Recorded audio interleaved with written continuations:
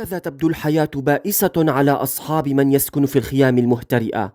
فصل شتوي قارس من البرد، لا يملكون أدنى مقومات الحياة، غالبيتهم أطفال ونساء أجبروا على الحياة في جبال وعرة يصعب المسير فيها بعد تهجيرهم لسنوات من منازلهم. أملهم الوحيد أن يسكنوا في بيوت تأويهم غير تلك التي تغطي أسقفها أغطية مهترئة. صعوبات كثيرة تعترض طريقهم في تأمين حوائجهم اليومية، غير أن الأمراض والأوبئة التي تأتيهم من تلك السيول الملوثة حيث بنوا خيامهم على حافتها مأساة يتلوها غيرها. هكذا هي معاناة ساكني مخيمات الشمال السوري، يبقى مصيرهم معلق في الزمن الذي سيعود فيه الإعمار إلى سوريا. انتصروا على نظام الأسد البائد، لكنهم لم يعودوا إلى ديارهم.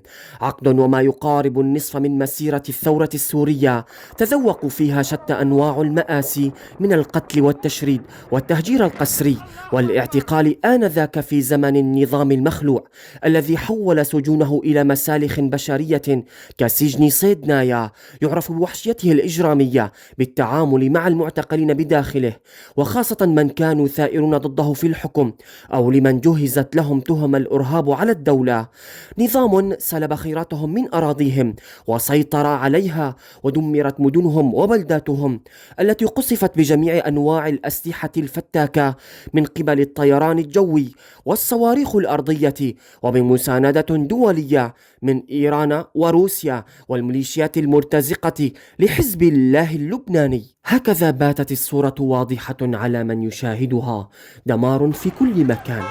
ثورة أطلقت عليها مسمى اليتيمة لتخاذل الدول عن نصرتها ومساندة شعبها، إلى أن انتصرت بنفسها بعد قيام إدارة العمليات العسكرية بفتح معركة ردع العدوان التي فرضت سيطرتها على مدينة حلب وريفها بانطلاقتها لفترة زمنية لم تتجاوز 3 أيام، إلى أن واصلوا المسير إلى العاصمة دمشق وأحكموا سيطرتهم فيها خلال 11 يوما من بدء المعركة، ليسقط الأسد ويلذ بالفرار إلى روسيا ويعلن سقوطه عبر وسائل الإعلام في صباح يوم الأحد باليوم 8 من شهر ديسمبر سنة 2024 الذي سجل تاريخ بانتصار الثورة السورية على نظام الأسد وعائلته الذين حكموا سوريا 55 عاما،